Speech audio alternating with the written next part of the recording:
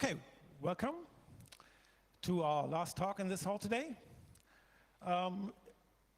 It's about console hacking, and I guess that's the reason why you are here.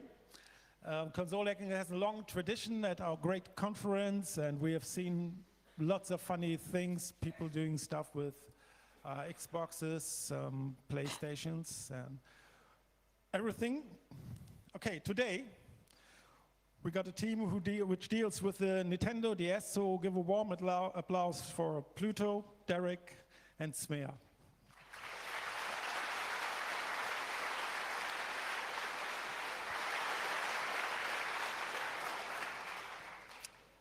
Hi, I'm Smear. This is Pluto. This is Derek. And today we're going to talk to you about our work on the Nintendo 3DS. So the way this talk is going to be structured is we're just going to go over all the hardware, organization, software, like just give you a basic overview of how the system works. And after that, we're going to go into basically every layer of security the system has and break every one of them.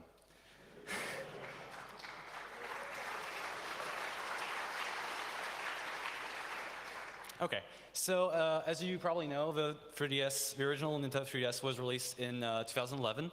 It's a system that's kind of underpowered. It's got an ARM11 dual-core CPU, 268 megahertz. It's got a nice proprietary GPU, a bit of RAM, you know, the usual. It's also backwards compatible with DS games, which is nice. Then the new 3DS was released in 2014 and 2015. There's like different regions. And it's basically just the same console, just some improvements in the hardware. You've got a better CPU, it's got more cores, it's faster, it's got more RAM, basically everywhere. So it's just the same thing. It runs the same software, exactly. It's got some exclusive software, but not much. So in terms of a hardware overview, this is what we're going to talk about looks like, general. So you've got the top part right here, which is what we're going to go into first. This is like the ARM11 part. Basically, you've got the ARM11, which is the main CPU. It runs the main operating system. It has 2 cores, as I just said, or 4 cores. And so it runs the main operating system. It runs the games. It runs all the applications. Basically, it's just if you're doing something on your 3DS that you can see it happening, it's happening on that CPU. It's got access to all of main memory, so that includes FCRAM, which is 128 megabytes or 256 megabytes, depending on which model it is.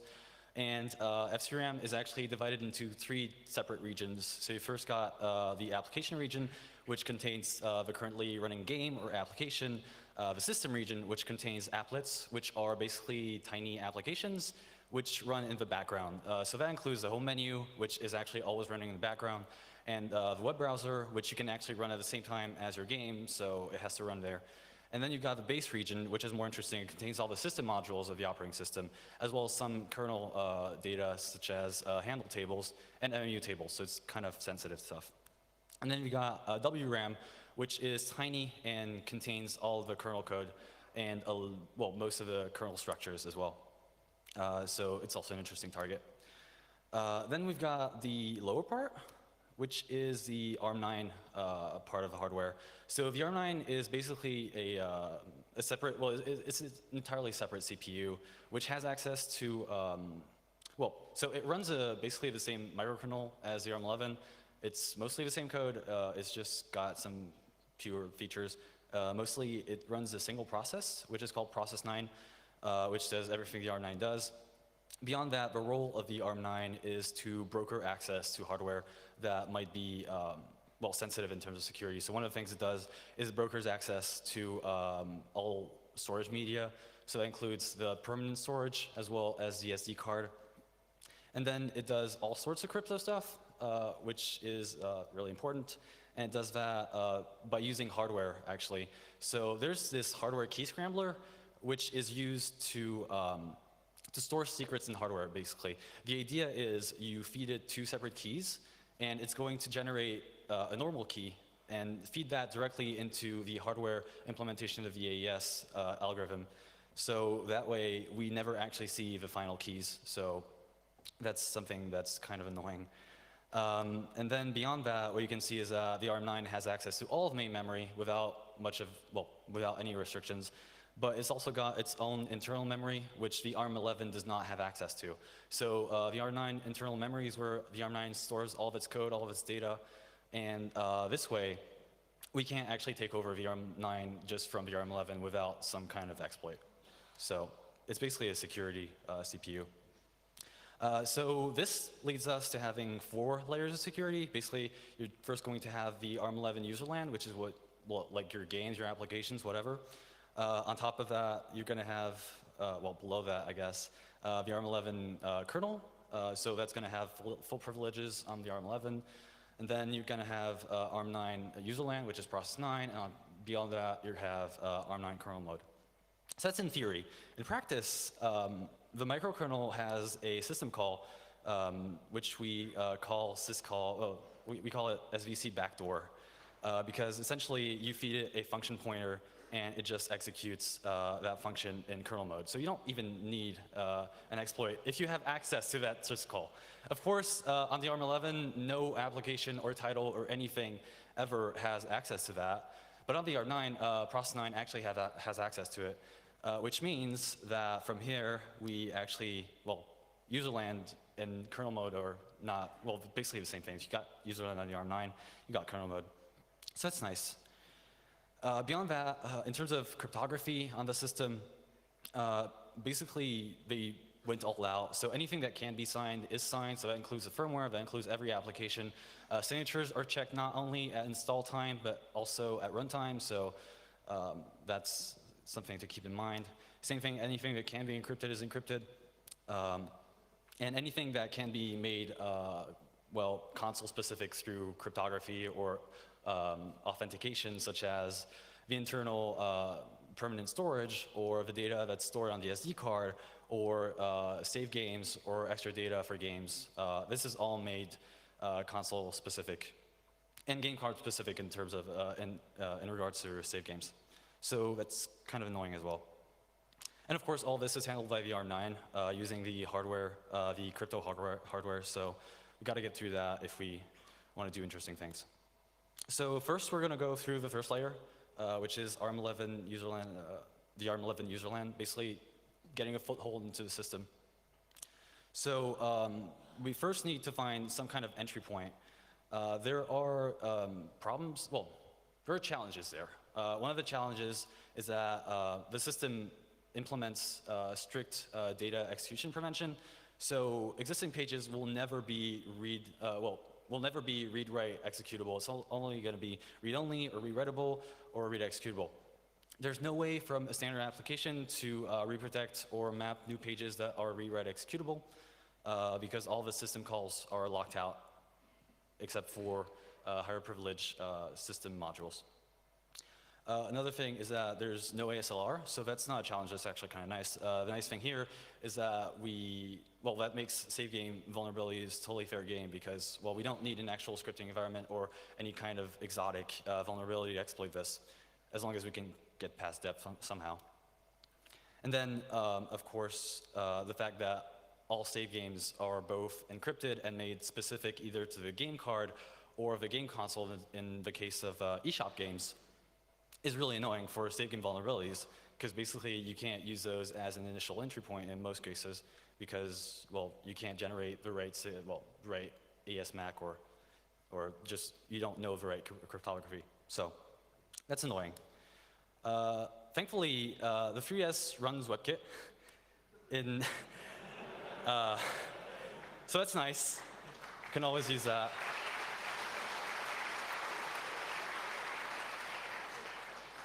So WebKit is used in a number of places. Obviously, it's used in the main web browser, which you can access from home menu. It's also used in the YouTube application, which is available free on the eShop and doesn't use any kind of authentication, client-side authentication for the server, so you can just redirect traffic through like a DNS server, for example. Miiverse applet, other stuff also uses it. Slightly more secure, but might be usable at some point. I don't know. Anywho, the important part here is that it's not only using WebKit, it's using a very old version of WebKit. Basically, they do cherry pick some patches into the version of WebKit they use, but only after we exploit those vulnerabilities, so it comes a little too late most of the time. So yeah, this has been used by multiple people, most notably Yellow's 8, but it's proven to be a very efficient, reliable entry point. Beyond that, we've got Cubic Ninja as an initial entry point. Cubic Ninja is a game that was released in 2011 on the Nintendo 3DS. And it's nice because it actually allows users to share levels that they make themselves through QR codes. And also, it is really bad at parsing those levels. So what you can do is just, well, manufacture your own QR code that's going to crash the game and give you access. So these are nice initial entry points. So once we've got this, what you have to remember is that we might be able to crash the game, might be able to control registers, but we don't actually have our own code running because of DEP. So the obvious solution to hit this is to use ROP. For those of you who are not familiar with ROP, it's just you build your own fake stack that lets you return into code snippets that are located right before return instructions. That way, so this is an example, you can just jump to this kind of instruction, so pop R0 PC, and then this is going to let you load your own register value, and then it's going to jump to the next instruction that you give it. So this is a way of executing code without actually executing code, which is widely used, so this is like the obvious thing to do. Of course, ROP is annoying. It's very limiting. It can be enough to actually execute an exploit to get higher privileges, but well, overall, it's just annoying and very limiting for Homebrew, for example. And of course, as I mentioned earlier, we don't have access to any of the system calls that would let us map read-writable, executable pages. As also, the system does support dynamically linked libraries, so that might be a way, but these are signed and checked in places that we can't access at this point. So what we're going to look at next is the GPU to see if we can use that to bypass DEP. What you can see here is that the GPU has access not only to video RAM, but also to FC RAM, which is, if you'll recall, the main memory. So if we look at this with all the different memory regions, we've got the application region here, which is entirely contained within what the GPU can access within FC RAM. Because the GPU cannot actually access all of the FC RAM, so that's kind of limiting. But what you can see here is that, of course, application code is within range of the GPU's level of access. The reason the GPU has to access FC RAM and video RAM through DMA, by the way, is so that it can access information such as textures, vertex, buffers, this sort of thing. So it's actually kind of important. And the reason it can write to it is because it has to render its data somewhere. The point is that we can use this to render data into main memory. And main memory contains application code. And since the physical layout is actually completely deterministic, and even if it wasn't, we could just use the read capabilities of the GPU to search for what we're looking for. Well, we can use this to overwrite our current application's text section, and we get code execution that way in spite of DEP. Yeah, so this way we get code execution. We execute our own unsigned code, which is great. It's great, but we are still confined within the application sandbox. So we bypass DEP, we're inside the sandbox. What this means is that we can only access our current application's safe data. So if we want to install some kind of secondary exploit, this is too limiting. We can only access certain services as system calls, which is also limiting and frustrating. And we can't alter the memory layout, so we can't allocate more executable pages, as I mentioned earlier. So we're still kind of limited at this point. So what we're going to do is look at what else the GPU can access. And what you can see is that, of course, there's this entirely separate memory region that GPU can modify. So it can access most of the system region, and the system region contains a few things. It contains the home menu, as I mentioned, because that's an applet, contains the internet browser, and it contains actually a single system module, which is called NS, which we think stands for Nintendo Shell. We don't really know. So let's look at this. First, we've got NS code well beyond the GPU cutoff. We've got menu code, which is also well beyond GPU cutoff. But we've got the menus heap right here. Well, actually, there's separate heaps. These are well within the GPU's range, so that's good. NS, unfortunately, is still well beyond the cutoff, all of its data, all of its code. So we apparently can't get to that. So then the idea is just, well, okay, so actually, what's interesting here is that the cutoff is right before the end of the system region, which, as we just saw, has some interesting things, but also excludes all of base region, which also has very interesting things. So it seems likely that Nintendo knew about the capabilities of GPU DMA, like nefarious capabilities, but they didn't do anything about it. So it seems that they probably didn't realize what we could do with it, which is a lot. So yeah, basically we got menu heaps. So what we do is, since we have a heap, and this is all C++ code, we're just going to find an object inside the heap and overwrite it. So it's pretty simple. Just find an object that's going to be triggered through some kind of synchronization mechanism. In this case, it's going to be just return to menu. And we create some kind of fake vtable and get it to run our own stack pivot. And then we get ROP execution under home menu. Which is cool. We still don't have code execution on their home menu, but that's okay. So we can do a bunch of stuff with ROP. We can access a new new service, which is called NSS, which is very helpful because it can kill any arbitrary process as well as create new ones. Also gives us access to the SD card, which most applications actually don't have. And it lets us decrypt, dump any title on the system. So any game, even if you use this new cryptography that Nintendo introduced, we can actually dump that because for some reason, well, home menu apparently needs access to that. And then we can also access and overwrite all of extra data used by any application, which is great. So we use this as a base for running Homebrew. Our Homebrew launcher is essentially just a service that runs in the background on our home menu process. It's written in ROP, which is kind of disgusting, but it works. The service handles running Homebrew, so the process is very simple. You just kill the current application, you spawn a new one, and then you take it over using the GPU DMA access. And then what we do is we send all of these new capabilities that we got through handles to the new process, and that gives us some higher privilege Homebrew. It also handles events such as home button, power button, all that good stuff. Which is nice because we can actually run code under any arbitrary application or game. So we can actually modify these games. We can run ROM hacks. So there's been a bunch of translations that can be run through this for games that haven't come out outside of Japan. So that's pretty nice. It's the same principle. You just launch the app, you take it over, you patch the code, and then you jump to it, essentially. All within the confines of userland, which is nice. So the other thing is we can actually access any game or application's data because we can run code under it. So these things include save game data for any game. So we can actually install more convenient secondary entry points which do not rely on the browser, which can be patched at any moment, or on some old game.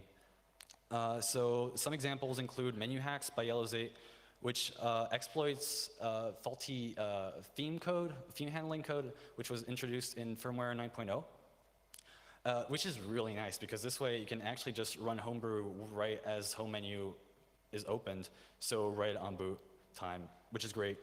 Then you got other games. Of course, you got a Zelda game that's vulnerable. This time wasn't the horse's name, but pretty similar. And then you got other games.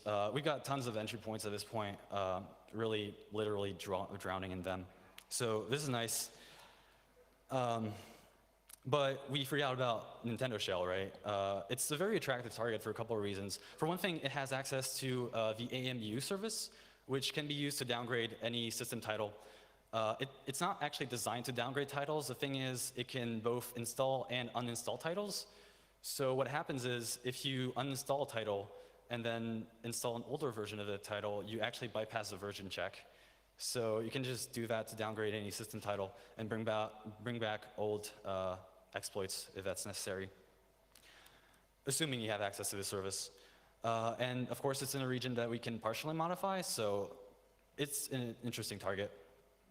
Unfortunately, we can't actually access this data right now, but maybe we can actually move it to somewhere that we can. The idea is, if you were to kill NS and then allocate something in its place, and then run NS again, you can move it below the cutoff.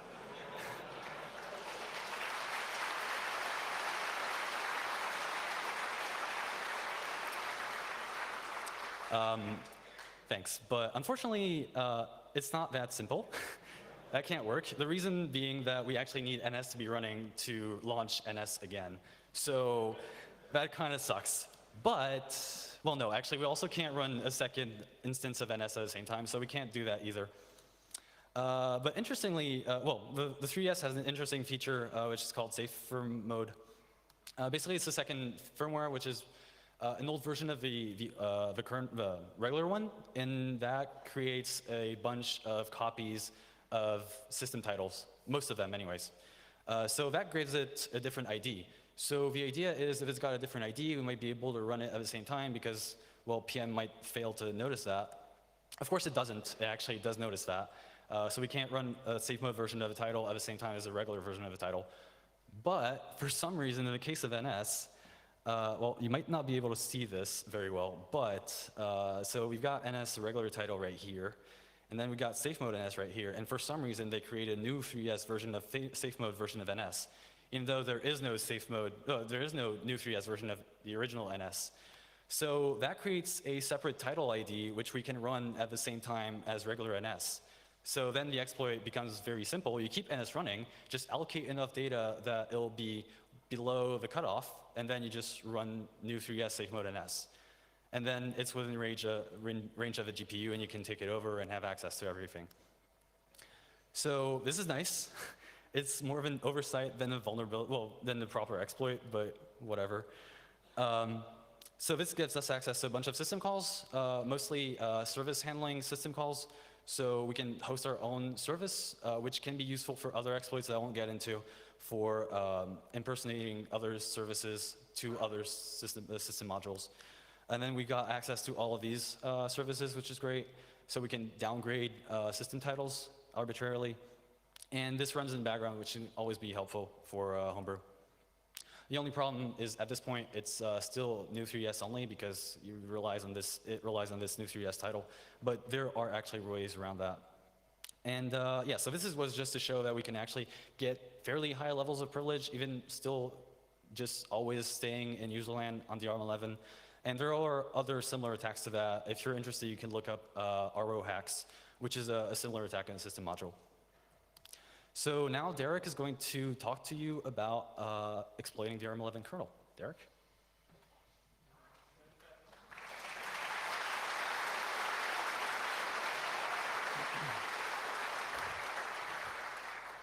So, hi everyone. First, I will give you some very short inside view of the kernel, and then I will explain how you can exploit the latest version of the ARM11 kernel. So, this is actually Nintendo's very first gaming console kernel. Like on any other older console, there was no kernel, all games were just running on bare metal. Like there was a kernel for the Wii, like a very small microkernel running on the security processor, but that wasn't written by Nintendo. And yeah, so it's the very first gaming console kernel.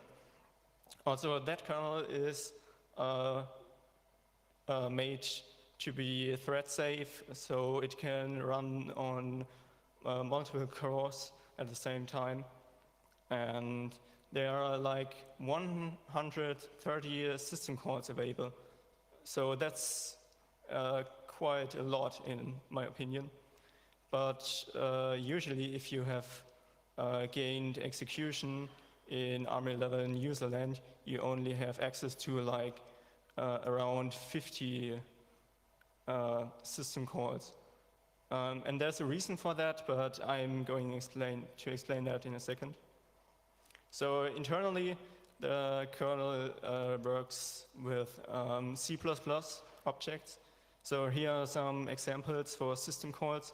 So we have create semaphore, for example, that will just create a semaphore object in the kernel, and it will return a handle to the userland. And when you want to do any operations on it, on that semaphore, you have to pass that handle to the kernel, and it will look up this handle in a handle table to find the original C++ object. Also, there are two different kinds of memory allocators. So we have a memory allocator for the main memory, which is the FCRAM. And there's also a slab heap where all the C++ objects are stored in. And this slab heap is located in XCRAM, which is the ARM11 memory, where all the kernel code and data is in. Also, there's an IPC system. IPC is inter-process communication, and it basically allows you to talk to other processes, like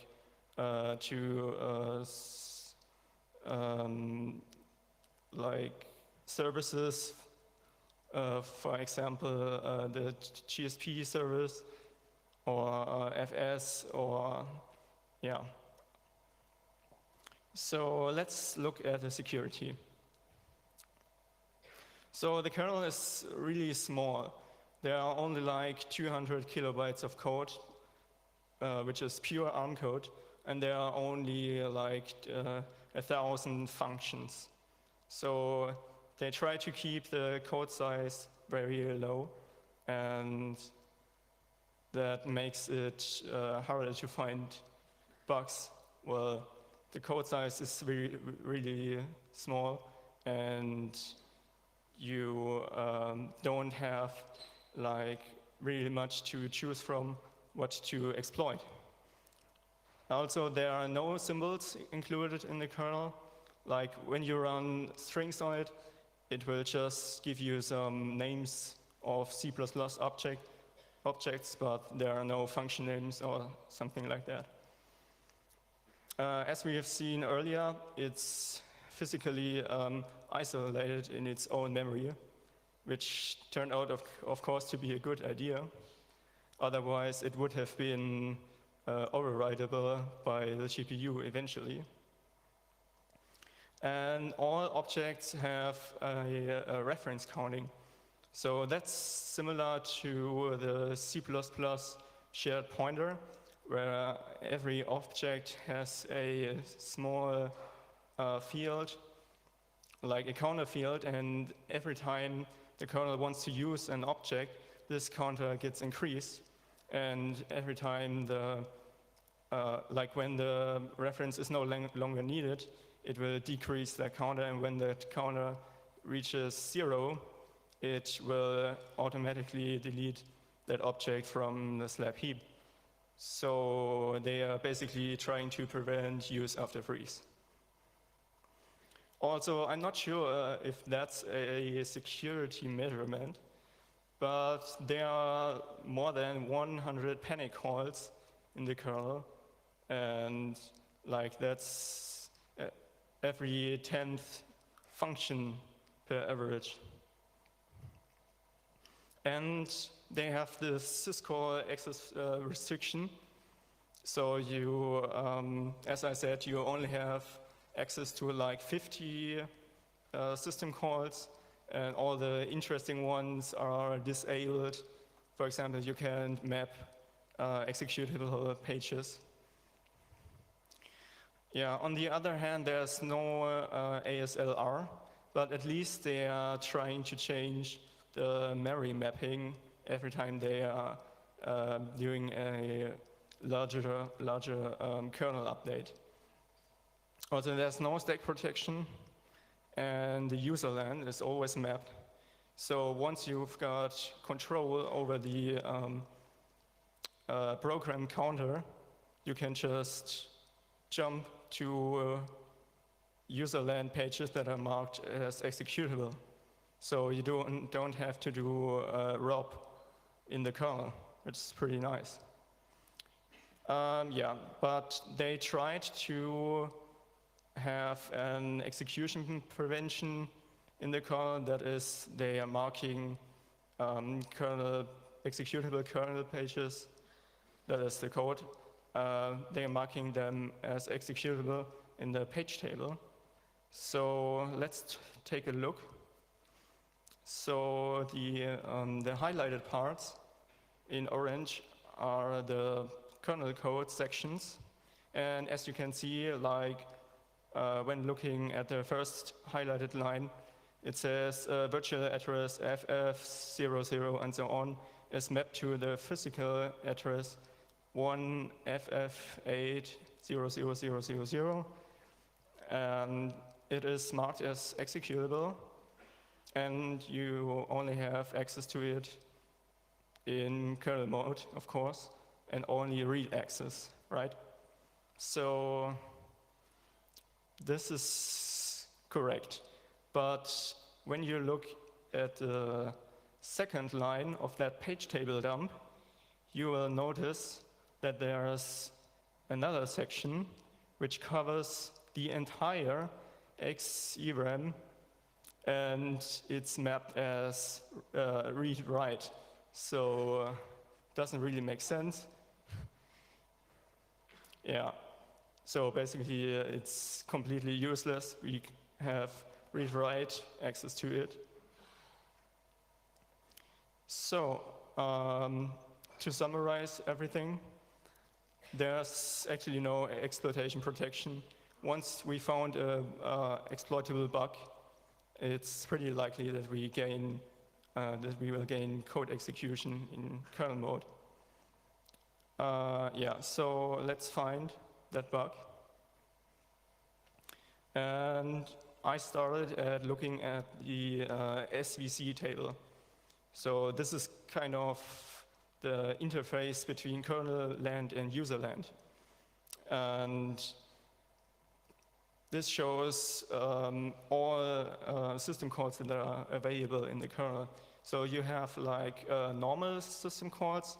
For memory management, you can map read and writable pages.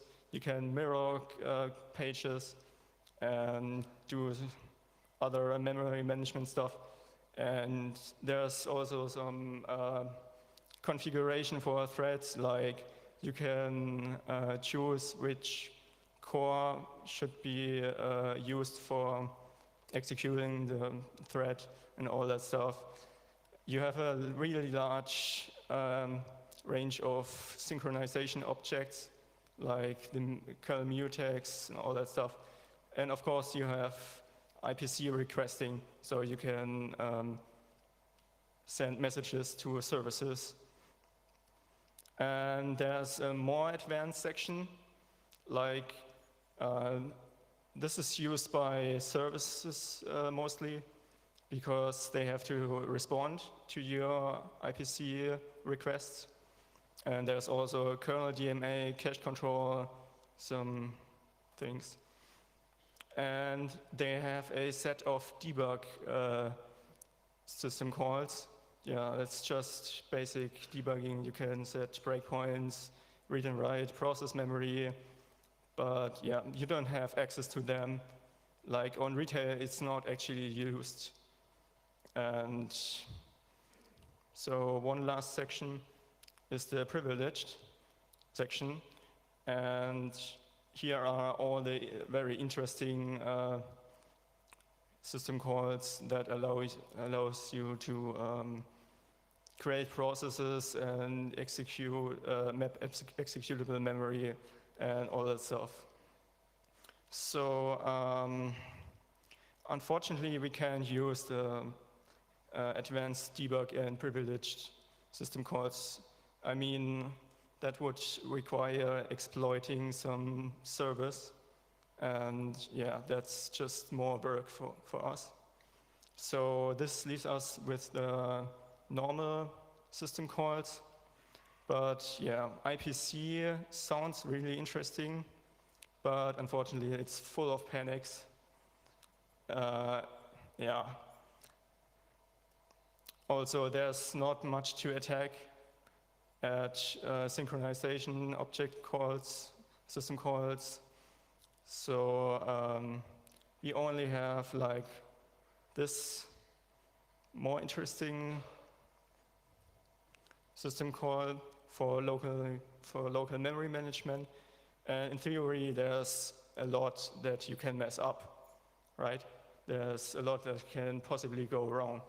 And also we have unchecked DMA access, like through the GPU. So maybe we can do something useful with that. Okay, so let's have a look at the memory allocator.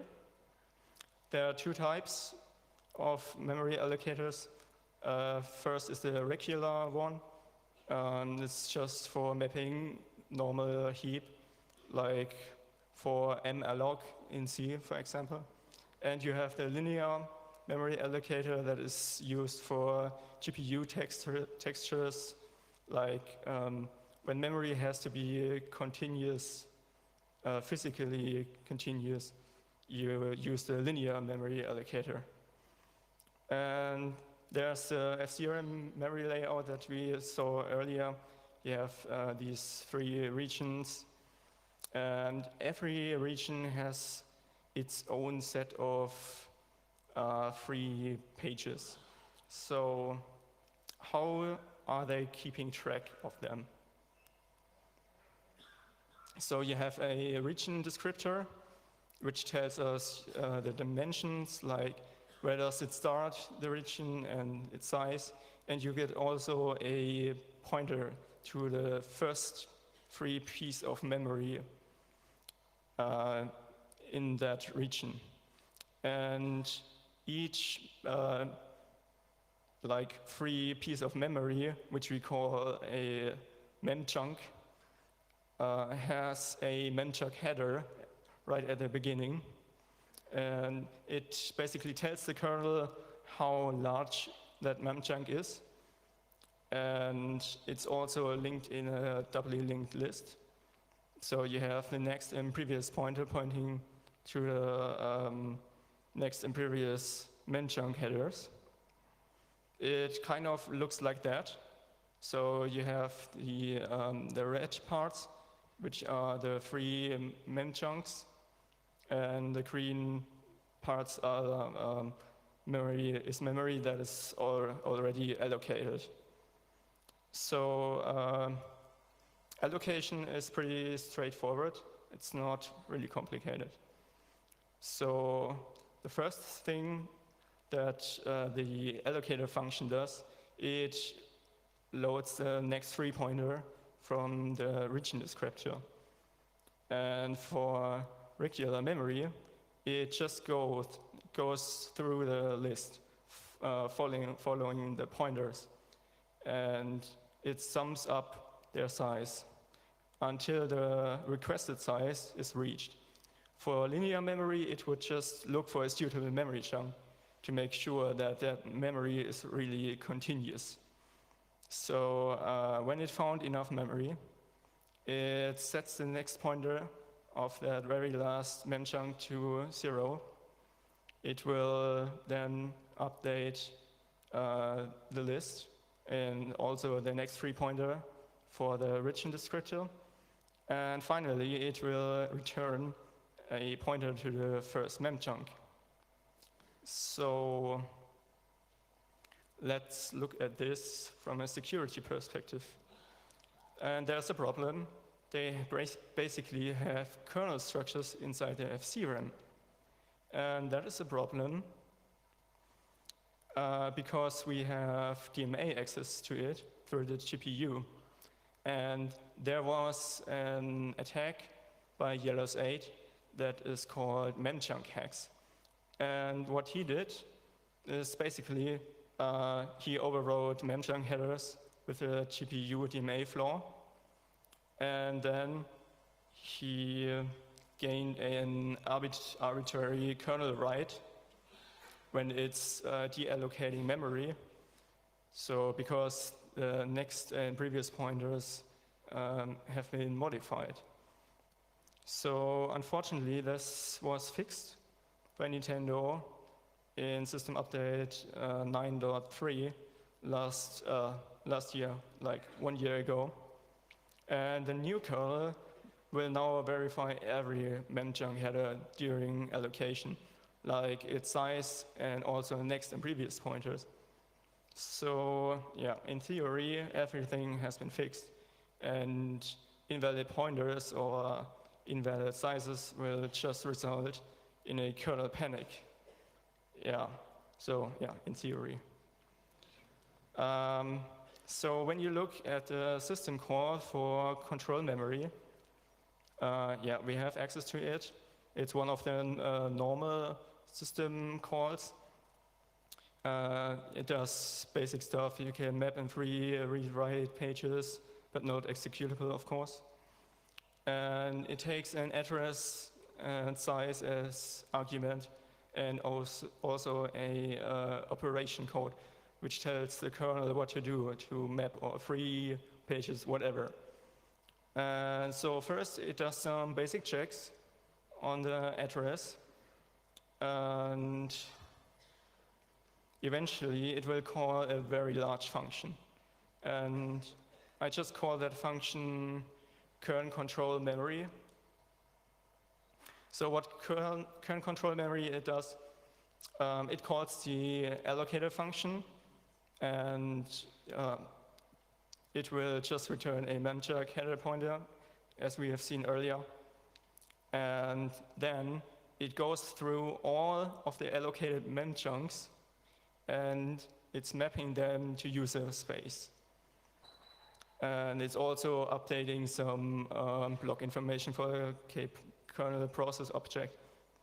So there's a problem. There's obviously a race condition. Like, we can overwrite memchunk headers after they have been allocated.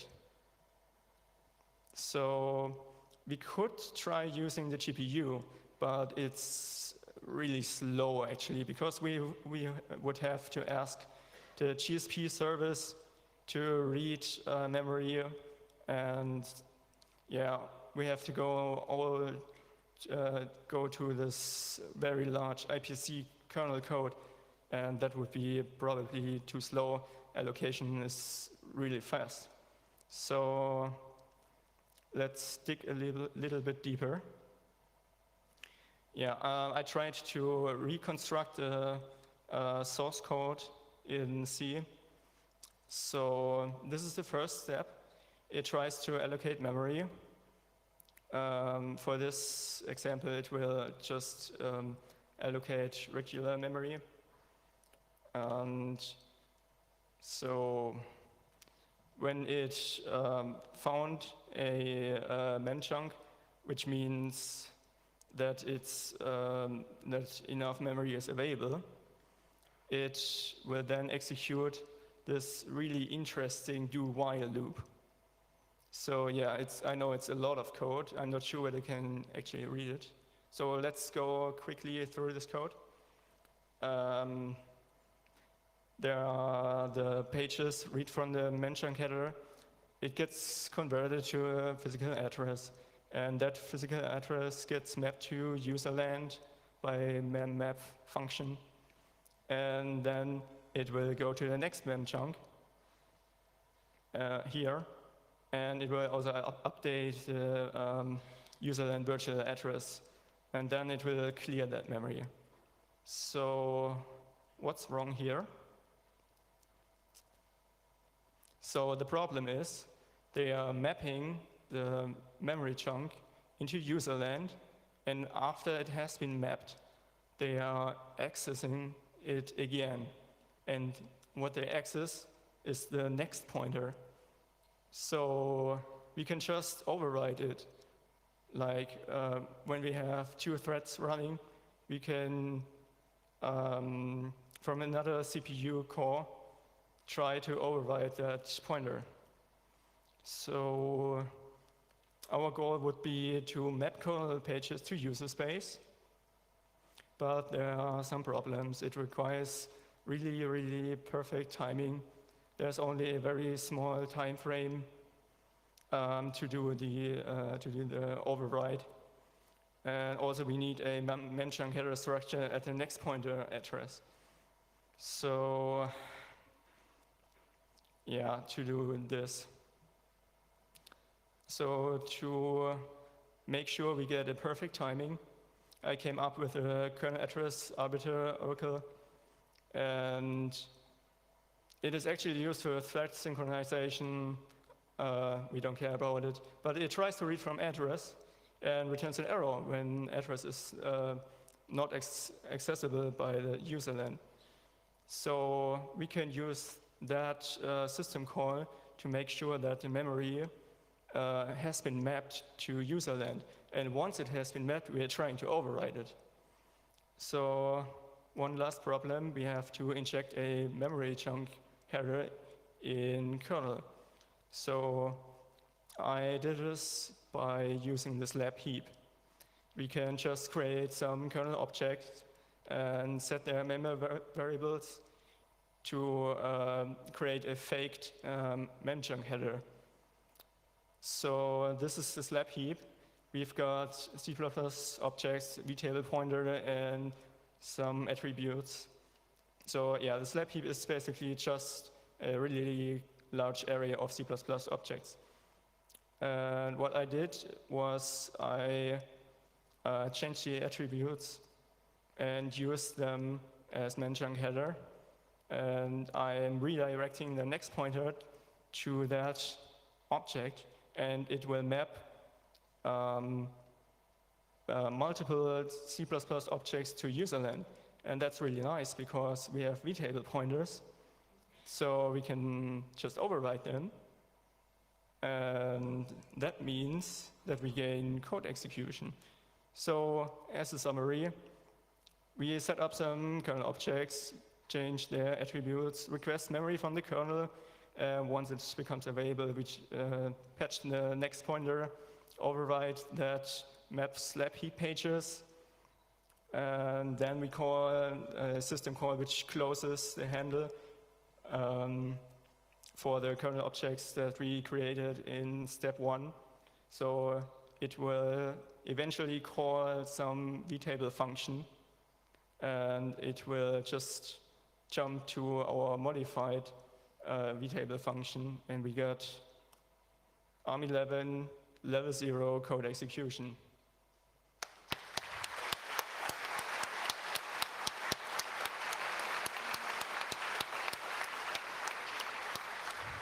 So now Pluto will tell us what nice things you can do once you've gained ARM11 code execution. Hey guys. Okay, so the ARM9. Yeah, let's go. Okay, so the ARM9 is actually also used for executing old DS games. So what they do is they actually, you could say, reuse the ARM9, which is their backwards compatibility processor. They use it for as a security processor when executing 3DS code. And like Svea said, it's running a stripped-down version of the ARM11 kernel. It basically only does threading, synchronization, things like that. There's no MMU, there's an MPU, 8 regions you can configure. You could do no execute within those regions, etc. But like the granularity is not very nice, so, and they only have 8, so they basically ran out of space. And data and stack is executable as long as you can jump to it. And text is writable, so that's bad. Basically, whenever you have whenever you can write code into arbitrary memory, you can just overwrite code. And yeah, these features, you don't want them on a security processor. Okay, so let's go. So it turns out that there have been a lot of exploits over the years, and most of them are fixed, and most of them use the normal command interface. But in this case, we're taking a different approach. So on the 3DS, the memory mapped I/O is split up into 3 regions. There's the ARM9 only I/O. It does crypto. It does, it has DMA engine, things like that. And then there's the shared I/O region, And then finally, there's the ARM11 I/O region, which contains the GPU, video decoder. Yeah. So thanks to Derek and Smea, we have full ARM11 control. We execute kernel mode. So the question is, can we use the shared I/O region somehow to own the ARM9?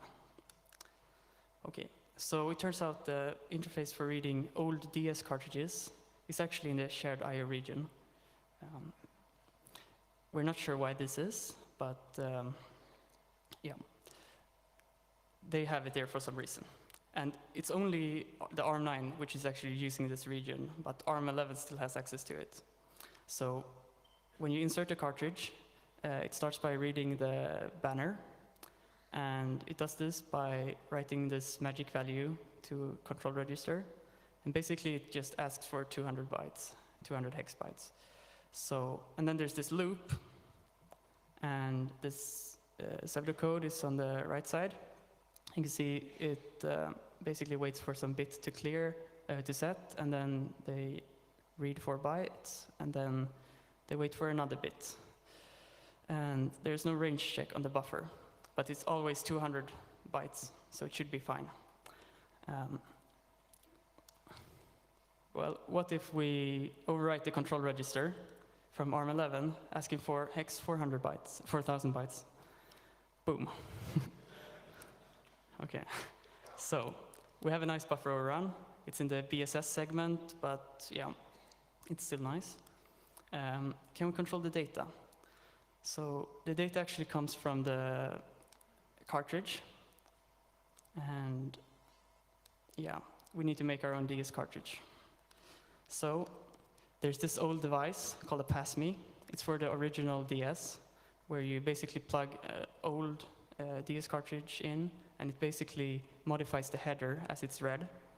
So these are available online for $5.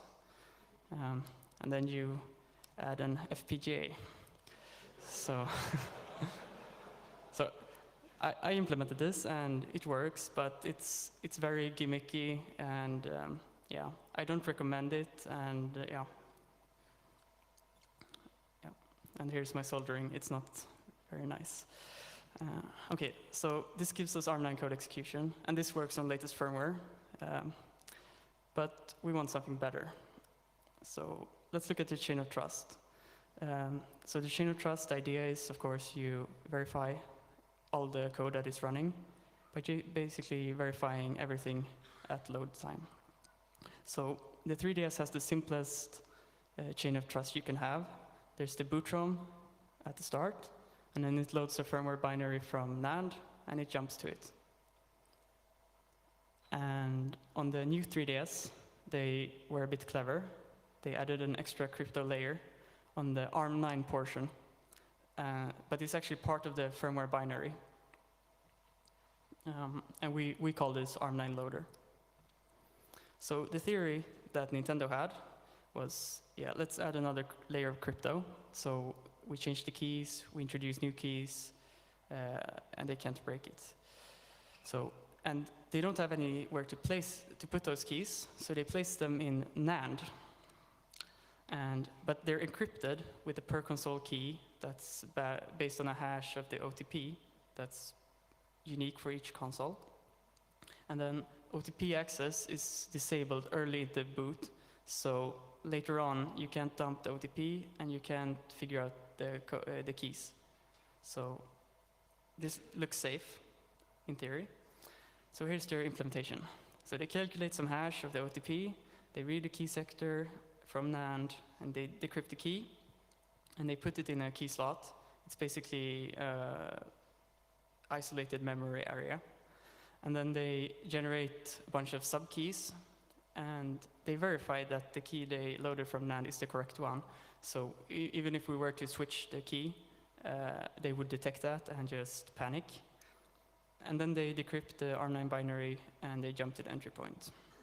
But they forgot to clear the hex 11 key. So we can just get code execution later on, and we can just regenerate all of those keys. So this implementation is useless. Okay.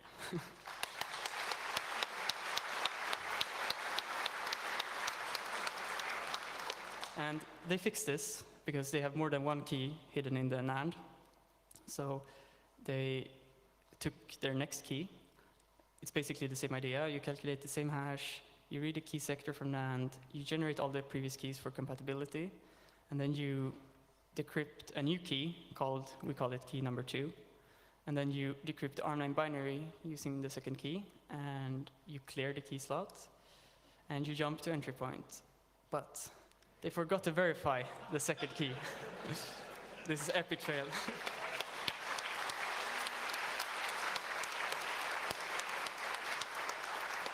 Okay, so let's exploit this. So ARM9 loader hacks. We can change the second key. ARM9 loader will just decrypt the binary to garbage and jump to it. Okay, so if you look at the encoding of a ARM branch instruction, the probability is pretty high that it will just be a branch instruction. Just any random data will eventually, like if you try enough keys, it will eventually become a branch instruction to some memory. So if we try a lot of keys, basically, eventually we'll find some garbage that is useful.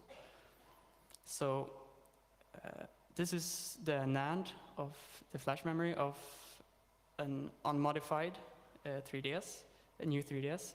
So there's a small key section marked in teal, like blue, and it contains those keys that we're talking about. And then there are 2 firmware partitions.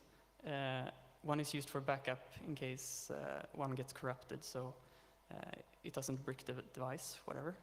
So we install our custom key, and we install the largest firm binary we have in the firm 0 partition, and we keep the one with the vulnerability in the firm 1 partition. And then we put our code payload on top of the firmware 0 binary. So, and then we reboot. And so what will happen? The boot ROM is executed. It will load the first firmware partition. And it has our code in the end, but it doesn't know about it. And then it decrypts it. And you see, it looks okay. There's the ARM9 loader stub in the front, and then comes the encrypted binary. And then finally, there's our payload. But boot ROM checks the hash, right? And it fails. So it thinks the partition got corrupted. So it will load the smaller one on top. And you see, we have our payload in memory at boot. And then it decrypts firmware 1, which is smaller. And it still has ARM9 loader and another encrypted ARM9 binary. And then it jumps to ARM9 loader because the hash checks out. And then the ARM9 loader will decrypt our corrupted key from NAND. And it will decrypt this one to garbage. And it will jump to it. And hopefully it jumps to our code. So this gives us ARM9 code execution from cold boot early, very early. So it turns out we can actually use this to get some keys that are later not available because they clear those. They use a certain memory area for seeding encryption engine to generate keys, and those keys are later, the memory is later cleared, so you can't regenerate the keys. But with this, we can actually get those 2 keys. They're called firmware 6 safe key and firmware 7 NCCH key. So that's a bonus. Okay. So we talked a bit about the AES engine. It's used everywhere for the crypto, and it's used for everything basically. It supports all the usual block cipher modes. It has 2 security features. It has write-only keys, which is really useful. Like you write a key and then you can never ever read it back. This means that they can fill in the keys by the boot ROM, and basically this will, and we can't dump them later. So so they can keep the keys secret. Even if we hack the ARM9, even if we get code execution, we'll never get the keys. And then there's the key scrambler, which is that the key is actually, it's an optional thing, where the actual key is hidden, calculated by a hardware function that is never that we don't know about. So the key is actually never exposed to the CPU, the actual key. So we just feed it to values, to keys, and then it generates a new key based on that. And we don't know what that key is. So this creates a situation similar to the isolated SPUs on the PS3, where you can ask it to decrypt stuff, but you don't get the keys. And if you don't get the keys, then yeah, we want the keys, but yeah. We want to decrypt things on our PC because we're lazy. So there are two keys, key X, key Y, we call them. They're 128 bits, and the normal key is derived as a function of those two, and that function is unknown. It's implemented in hardware, in silicon. And the key here is, yeah, so even if we know X and Y, we can't figure out the normal key, and we can't decrypt things without asking the 3DS first. But we can poke this hardware engine. So, and the first thing you notice when you do this is that if you set the nth bit of the X key and the n+2 bit in the Y key, you get the same result. And in general, you find that the function that we're looking for is actually just a function of one variable, where it's the XOR between the X rotated by 2. So this is rotation, not shift, and XORed with Y. But we still don't know G, but we want to know G. So let's see. But yeah, so step back a little bit. So the key scrambler is used for me QR codes. It's used for everything, right? So it's used for a network protocol called UDS, and it's used for download play, which is when you download games over Wi-Fi, temporary games. But the Wii U also supports all of these, but it doesn't have the key scrambler in hardware. So the Wii U must be using normal keys.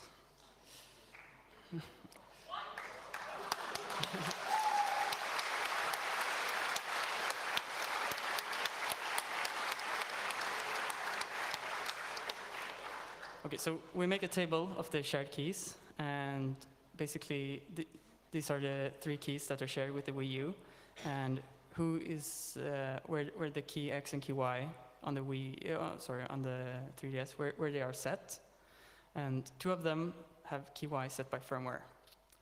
So we can't read the keys set by the boot ROM because it's locked away and we don't have it. But can we still figure out G? Let's see. So I'll give shout out to Shuffle2 and to Failoverflow, who hacked the Wii U. And they helped us, or Shuffle helped us extract the Wii U keys. So thank you. And so now we have key Y, and we know the normal key from the Wii U. However, key X is still unknown. And if G of T is bad, then a small change in the key Y will only lead to a small change in the normal key. And yeah, it's bad. Okay, so let's look at the data. So when we flip 1 bit in the key Y, we can brute force all keys similar to the normal key, which is just within a couple of bit flips. And we find that it always results in a normal key with bits flipped at position either 87 or 88, sometimes 89, but never 86. So this reminds me of like an adder, where you had a carry bit being propagated to upper bits, but never to lower ones.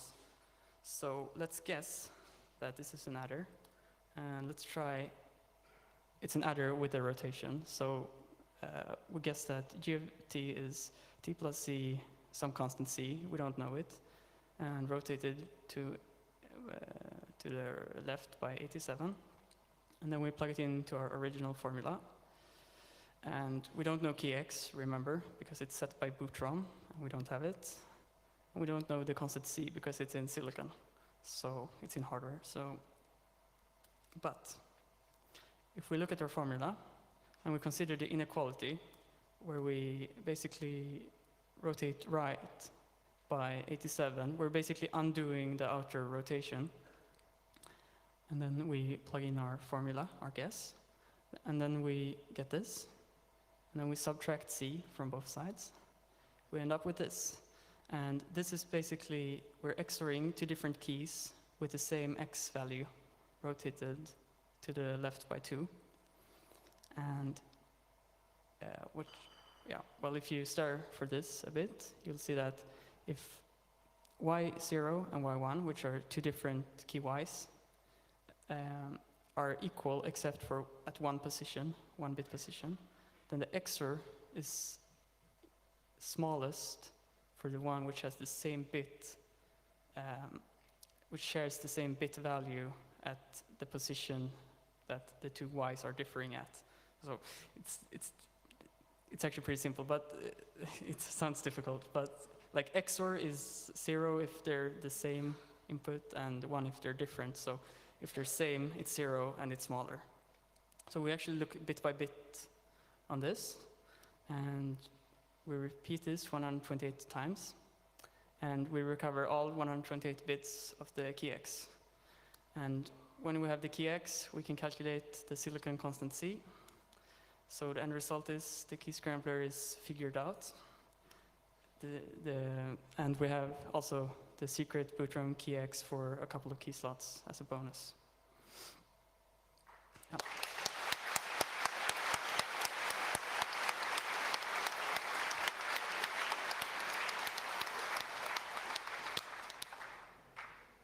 Okay, and also, so I didn't include the constants in the slides because I want this to be an exercise for the listener. So they actually, when the new 3DS was released, they rushed it, we think, because they left some interesting commands in the PSPS service. And it included an early version of the NFC crypto used for the Amiibo figurines. And this implementation, the first one, uses a normal key, and when the newer one changed it to a key Y. So they accidentally gave us one of these pairs in the firmware images. We don't need to use the Wii U at all. So anyone who can decrypt 3DS firmware binaries can perform this this attack to get the constant. So anyone out there, yeah, good luck. Okay, and now back to Smea for summary.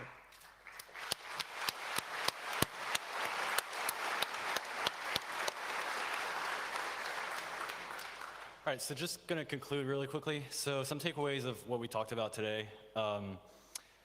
First thing is, it's all pretty obvious lessons, but bear with me. Giving access to physical memory to any application through the GPU or whatever is dangerous. You should always be careful about that. Even if you think you've protected stuff, there's probably going to be stuff that you forgot. So just either don't do it or do it right. Other thing is, shared I/O is dangerous. If you don't know what can actually control the I/O, then, well, again, you should be very careful. Also, only checking your data before decryption is dangerous, and, well, both that and not checking the key when you know that it could possibly be modified by an attacker is a bad idea. And finally, secrets in hardware are great unless you give them away, so don't do that. Beyond that, we just wanted to talk about the state of homebrew really quickly. You might recall during the Wii U talk around here 2 years ago, that Overflow said that they didn't think necessarily there was much of a future for console homebrew. And there's definitely an argument for that with the rise of, well, phones mostly. Anyone can make an app, can make a game for any number of devices and sell it to, well, millions of people. But you know what? We disagree. It's been a year since we started releasing 3DS Homebrew. And, okay, so this is supposed to be moving, but let's imagine it's moving. Well, there's been a bunch of 3DS Homebrew. It's been awesome. We've been working on this really hard. A lot of people have been joining us. It's a great community effort, and basically what I want to say is, well, we want more developers. So if you would like to join us, there is a very, well, it's not very mature, but it's maturing, our SDK. And you know what? Reverse engineering hardware is fun when we don't have any documentation. Reverse engineering software is fun. We can always use more reverse engineers, and just people who want to make cool shit. So yeah. Oh, right. Just one more thing. Lately there has been a wave of patches by Nintendo of known exploits, which has been really annoying. So for our browser hacks, well, Yellowzade's browser hacks, menu hacks, stuff like that. Yellowzade's been working pretty hard. He actually brought back browser hacks. It should have been released about 10 minutes ago. So.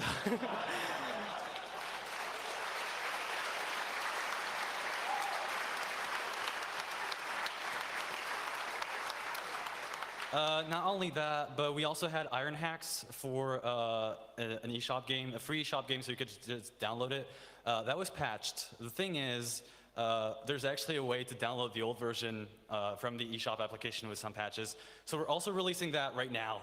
So basically, if you can get Homebrew and get onto the eShop with a modified patch, that should also be released in about, well, whenever this is done. So get it as soon as possible. This is a free game. It'll get you Homebrew forever, so just do that. And also, Yellowzade just released a new version of menu hacks, which works on latest firmware version. This was also patched like a couple weeks or months ago. So this is all out right now. If you have a 3DS, get it. If you have friends who have 3DSs, well, tell them to get it, because it might not last super long. Yeah, so we would like to thank Yellowzade, who unfortunately cannot be here tonight, but has been super helpful, has been doing a ton of work on the 3DS, and like honestly, a ton of this could not have been done without him. And thanks to everyone on the 3DS Dev Homebrew channel, everyone who's attending tonight, thanks for this. And yeah, if you have any questions, I don't think we have a lot of time, but we'll accommodate. Thanks.